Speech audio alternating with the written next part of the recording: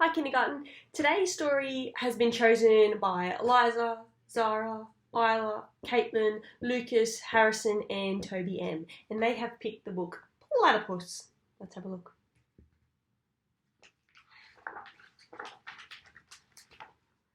Beyond the snaking bend in the creek, where the water lazes in a still green pool, a scraggly gum tree perches on the edge of the bank. Its tangle of roots cling desperately, a catcher's mitt for fallen leaves and broken off branches. Cleverly hidden behind this mesh of debris is the entrance to a burrow, and poking out of this burrow is a wide duck-like bill, but the bill doesn't belong to a duck. Out of the burrow, a long furry animal emerges. He squeezes under the roots and lumbers awkwardly down the steep bank. The creature is low to the ground and has a wide tail like a beaver's, but it's not a beaver. What can it be? This unusual creature is a platypus. In the shade of the river gums, the pool is calm and cool. Platypus plunges into the water, and with only the top of his bill, head and back gliding above the surface, he resembles a miniature crocodile. Without warning, Platypus arcs his back and disappears, diving deep, water streaming through his fur, tiny air bubbles following in his wake. His webbed front feet fan out like paddles and stroke the water rhythmically. Left, right, left, right. Platypus is foraging. The mud his supper table, eyes and ears closed, he uses his bill to find his way and to locate dinner. Back and forth, Platypus's bill swishes across the sludge.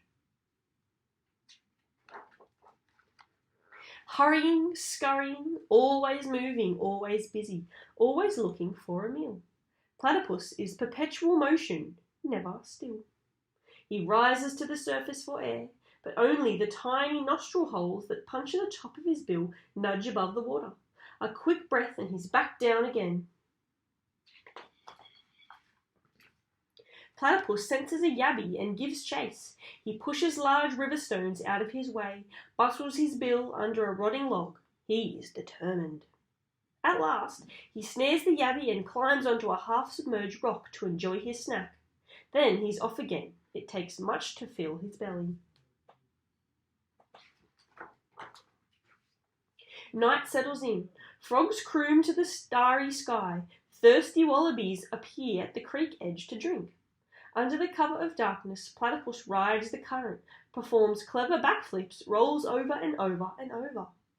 Hurrying, scurrying, always moving, always busy, always looking for a meal. The stream burbles over a bed of smooth, round pebbles.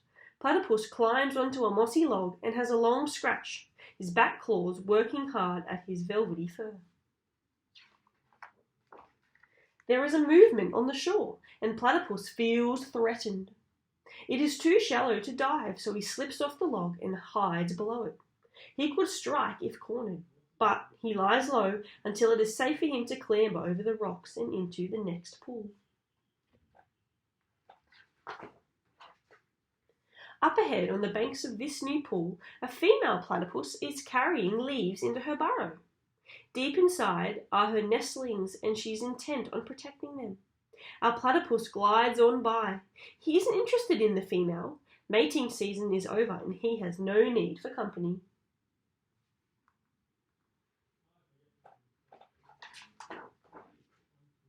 Darkness fades and soon shafts of morning sun begin to slide through the water. Platypus swims back past the bend in the creek, back to his calm green pool, back to his burrow behind the tangled roots of the straggly gum. Once inside, he snuggles into the warm earth and welcomes sleep. Platypus is still at last. That's the end.